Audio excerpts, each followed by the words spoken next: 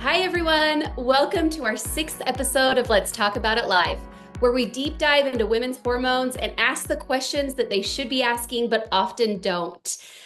Today, we have a very important topic, and it is about hormones and weight gain. I know many of us have a very, rigid wellness routine where we exercise and we eat right, but we still have that weight that keeps creeping on, especially during this time in our life. And so, joining us for this conversation is the founder of Healthy Home, Dr. Amber DeGrassi. Oh, thank you for having me here, Lindy. I'm so excited that we're talking about this topic because I feel like it impacts every single woman on the planet. That is so true, myself included. I'm so glad that we're having this conversation and that we're able to speak with you about this. So, you are just a delight to be with. You're always brilliant with your insights, and we're so grateful for that. If you don't know Amber, she is certified in hormone health from the In Institute, and she has a doctorate's degree in energy psychology. And she really spends time empowering and educating others, especially women, on these important topics. We're so glad to have her here and so glad to be talking about weight gain. As I mentioned, it feels like weight gain is something all of us are impacted with as we start to age. And we try to eat healthy, we try to exercise, but oftentimes that's not enough. Mhm. So let's talk about that. How are women impacted by weight gain during perimenopause and menopause? Yeah, right now you just nailed it. Lindy, everybody seems to be impacted, specifically at this time of our lives. And approximately 70% of US women in perimenopause are classified overweight.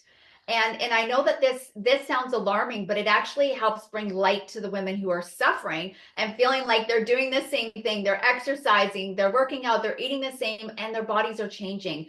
On average, you gain approximately 1.5 pounds every year during this stage. And in a study for women that they did age 42 to 50 years of age, the average woman gained 4.5 pounds. And 20% of the women gained more than 10 pounds, and 50% claimed they had a significant increase. And so that's discovering that every single person is getting impacted at this time of our lives. Well, I'm glad to know that I'm not alone in this. Those stats are very helpful, but it makes sense, right? Our bodies are changing at this time. And in fact, as women, we go through puberty, then we have kids, and then we jump right into this perimenopause and menopause stage in our life. And that changing body is always causing, different things with our hormones shifting.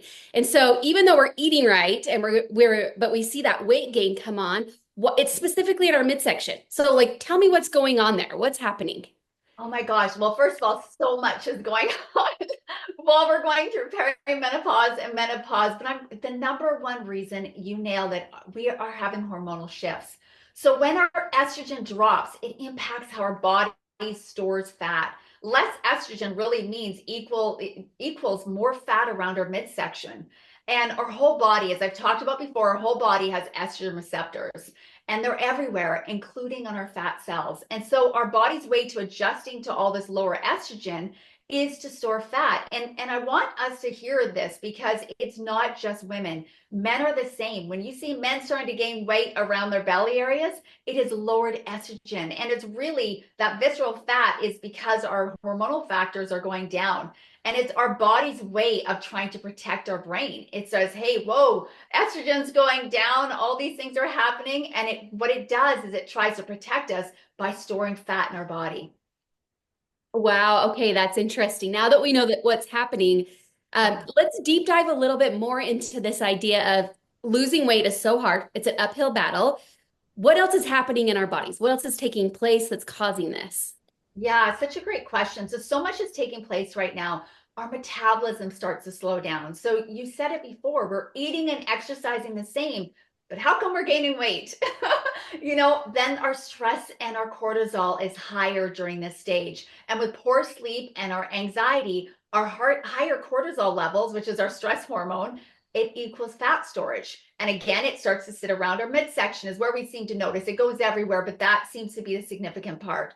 And then we're not sleeping as well. So with sleep disruptions like hot flashes and night sweats and anxiety, the poor sleep is really disrupting our hunger hormones again, which just equates to cravings, which creates to having more fat around the belly. And we're losing muscle at this stage in our life, right? And muscle burns more calories than fat. So after 40, our muscle starts to decline, and it is our metabolic powerhouse. Like that's what your muscle is there for. And as we're redistributing the fat around our body, it creates insulin resistance, which is another huge reason why we are gaining weight. Okay, let's dive a little bit more into insulin resistance. That's such an important hormone that we're trying to regulate. And as you mentioned, it's hard to do at this time in our life. So, how many women are actually affected by disruptions in their insulin resistance? Yeah, I just actually did a post on this because I think this awareness is really, really important for women. And if they just understood this one factor, it can make a big difference in their body composition. So, up to 50% of women develop insulin resistance by age 50. Like, that's massive. You know, hormonal changes make our body more resistant to insulin. So, you asked a good question. What is insulin resistance? Insulin helps move sugar from our blood cells for energy. And when our body stops responding well to it, glucose lingers in our bloodstream and it triggers more belly fat, afternoon slumps, intense carb and sugar cravings, which is why at this stage we're like, why am I craving so much stuff that's bad for me? And, you know, it's taking everything, our willpower to get it away. We're having more brain fog, and which again leads to slower fat loss and more higher weight gain. It just reminds us how critical it is that we balance our hormones. And really, we need to think differently about how we eat and how we move. So give us some solutions. We're all dying. We're right here on the edge of our seats. Tell us what tips we can have and what we can do today to really make a difference.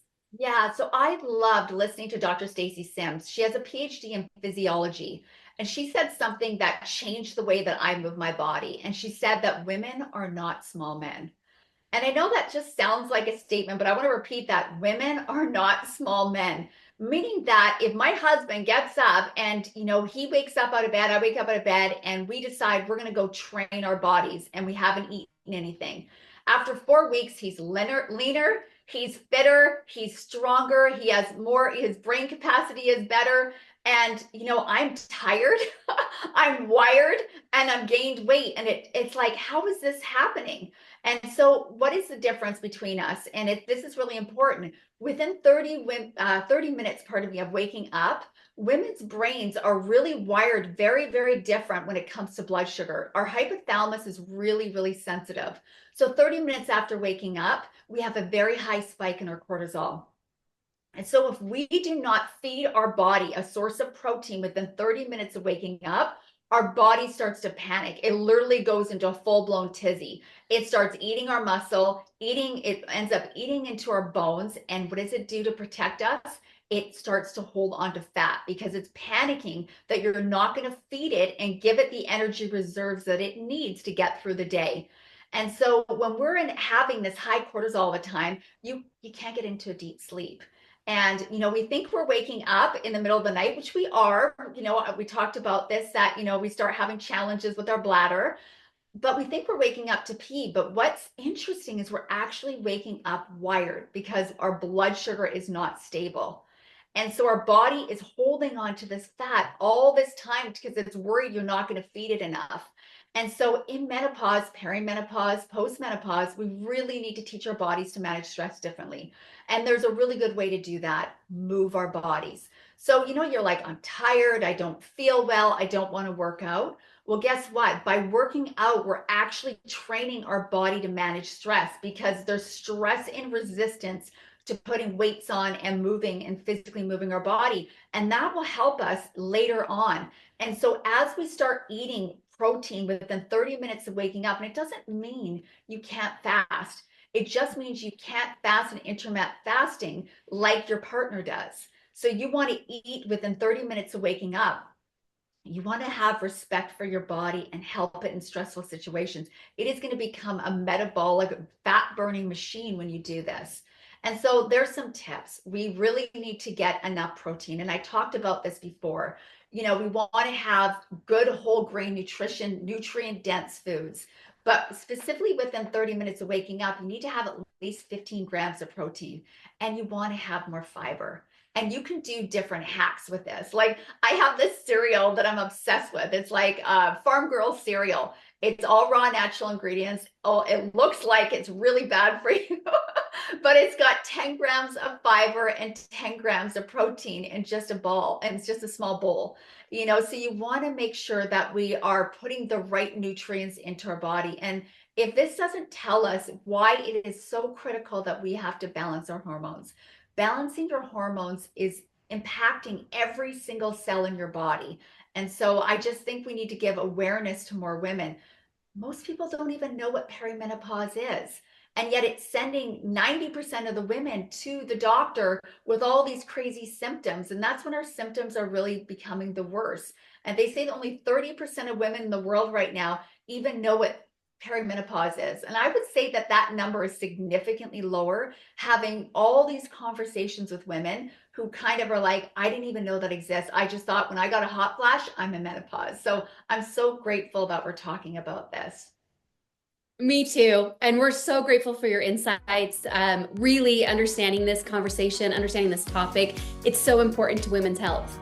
And the tips you provided today are always valuable. If you liked this call that you listened to and the tips we provided, please go back and watch the previous calls. You can find them on Vimeo, YouTube, Facebook. Look for the Healthy Home channels and you will get more insightful information. Amber, again, thank you for being here with us. We appreciate it.